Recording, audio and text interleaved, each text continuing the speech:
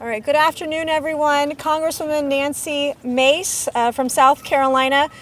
This afternoon, I want to announce that our office is teaming up with Olami and their zero tolerance efforts across the country. I represent the low country of South Carolina, South Carolina's 1st congressional district, and it's a very historic Jewish community. One of the first synagogues ever built in the United States of America was built in Charleston, South Carolina. We have a very large and growing and strong Jewish population and Jewish community there. And in recent months, since October 7th, a lot of those in our Jewish community have been worried about their safety when they step out of their homes or when they step onto college campuses for our Jewish youth. And we want to make sure that we are demanding decisive steps from universities to combat anti-Semitism and Jewish hate rather than to pay lip service to it.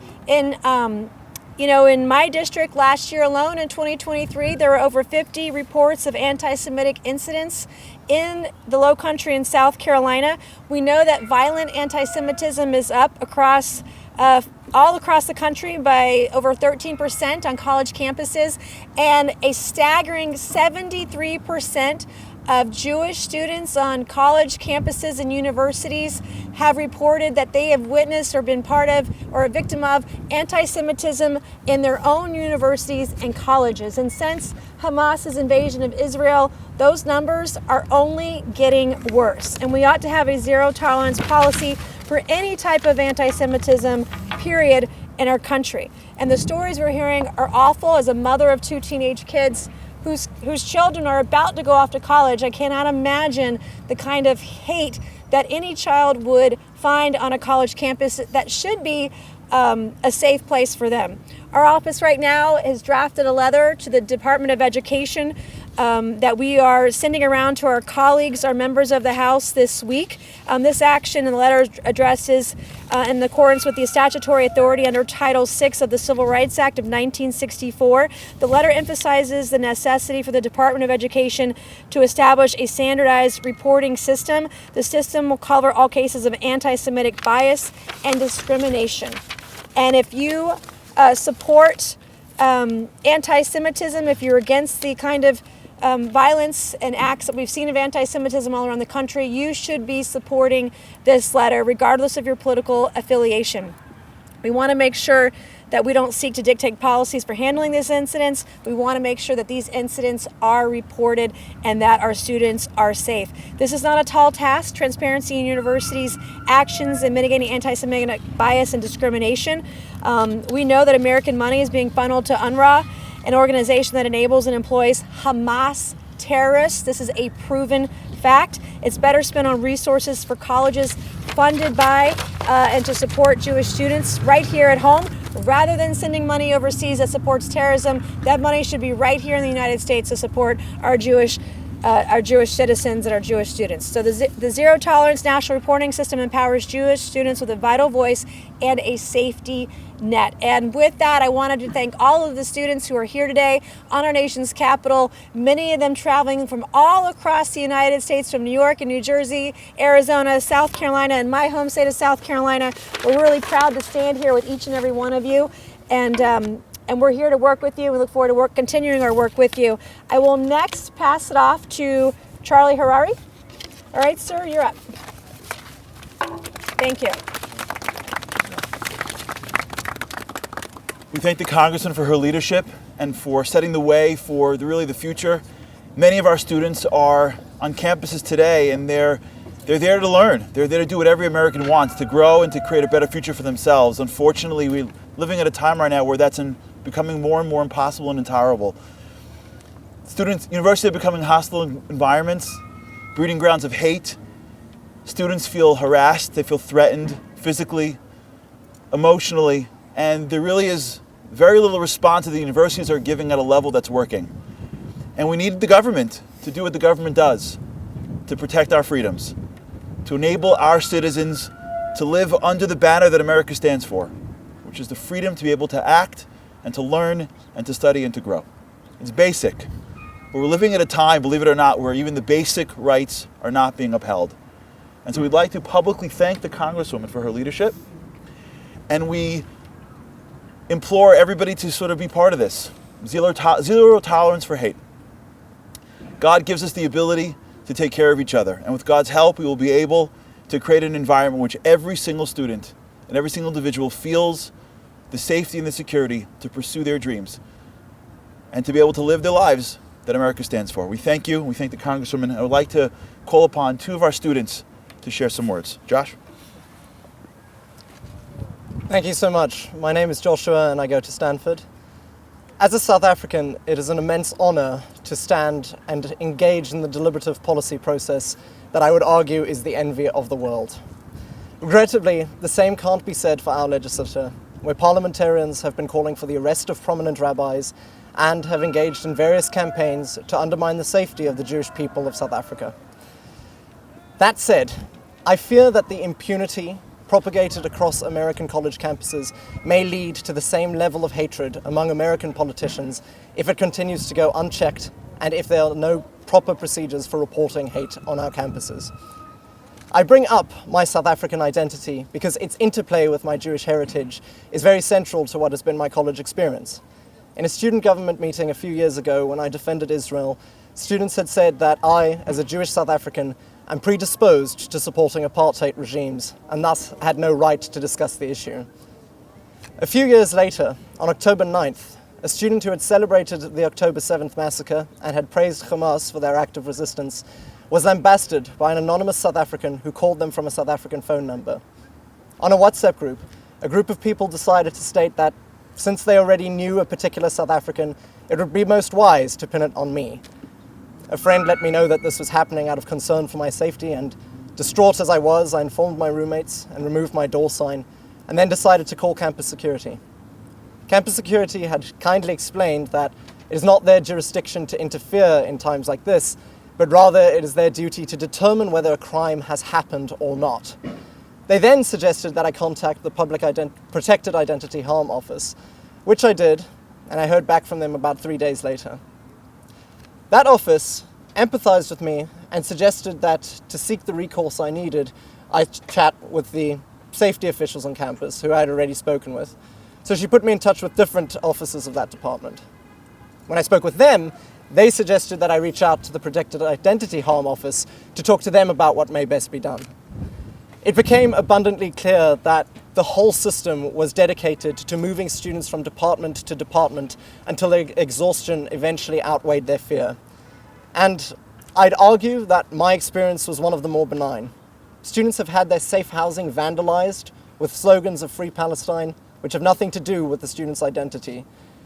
Ultimately, they too have had to face the same issue, only with more officers, having to talk with housing, public safety, police, and other such organizations on campus. Ultimately, with universities being risk mitigating, they benefit from burying their students in bureaucracy, and it creates an image that they're doing perfectly fine and that they're perfectly safe. An initiative like this that creates a transparent reporting system can ensure that the government actually knows the reality of what's happening on our college campuses, and in doing so can bolster the transparency and accountability and other democratic values that the people of America so rightfully hail.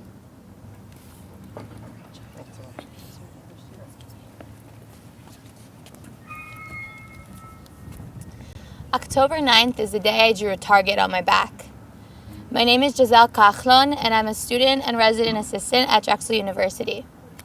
On October 9th, a fellow resident assistant sent a message to our group chat, essentially belittling the attack on Jews in Israel on October 7th. As a Jew, I felt obligated to respond and shut down any notion that the attack on October 7th was in any way justifiable. I was instantly met with intense backlash from the rest of the RAs. I was dismissed as their colleague and as their fellow Drexel Dragon.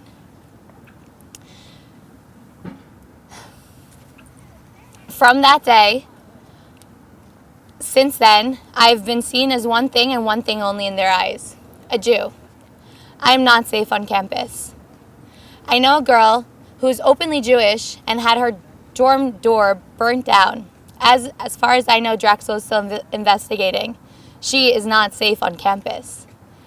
I have a friend who was walking home one Friday night from Shabbat dinner wearing a kippah, a yarmulke, who was hit in the face by someone shouting, "F the Jews." As far as I know, Drexel is still investigating. He is not safe on campus. College is the place for students to learn more about themselves and to discover their passions in a safe environment. Jewish students deserve no less. We deserve the same protection of our civil liberties as any other student in America. To feel safe is not a privilege, but rather it is a right. It is our right as American Jews. Thank you.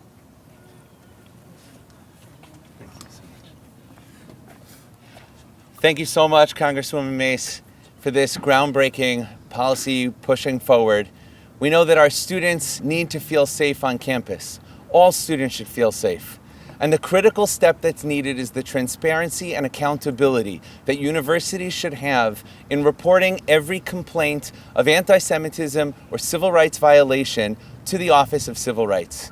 It's time to open the books, to understand what's happening, that the universities who are doing a good job should be celebrated, so that the students on those campuses should feel safe, should feel supported. And the students who are on other campuses, where there simply is no response when a student reports or complains, those campuses should be held accountable. There should be transparency about what's happening on those campuses. And this simple change in the policy of the Department of Education in holding the schools accountable to report the number of incidents and their response to those incidents would create the change that's needed to start having every student on campus have a voice. Today we know so many students are simply not reporting anymore because they've learned helplessness. They call 911 and nobody answers the phone. That is a basic right problem. So we're here together with students from 20 universities across the country, representing over 25,000 students at 100 locations where Olami exists, to stand up for zero tolerance against anti-Semitism, to say that it's time to make the change. And this policy, pushed forth by Congresswoman Mace, is the kind of policy that we need to be able to create the change in America.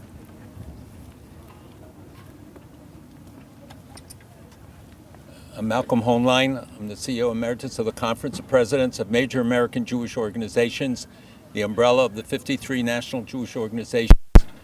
And I would say on our agenda today, there is nothing more important than the struggle against the firestorm of anti-Semitism that is permeating our country from coast to coast, from every age level, from kindergarten through elementary schools, through high schools, and the campuses. But today the campus is the front line. We are seeing the next generation of American leaders being trained in hate, to tolerate intolerance, and our call today for zero tolerance, echoing the actions of the Congresswoman, to put on record once and for all that we will hold to account those who engage in, those who support, those who give succor to, those who are silent in the face of the anti-Semitism, the Jew hatred, that we see evidenced in so many ways, including in physical violence against people on the streets and on our campuses.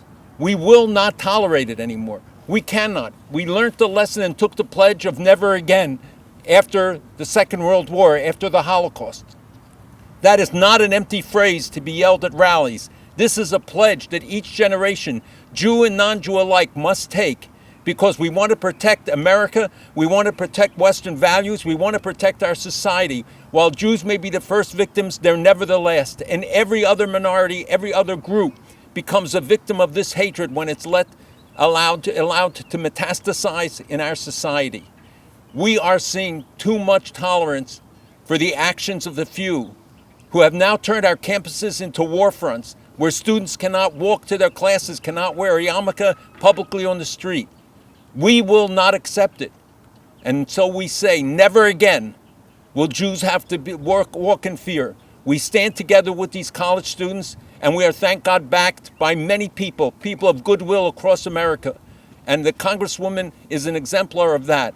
So we thank her and we thank her colleagues, but it's time for true enforcement, true accountability, no excuses, no exceptions.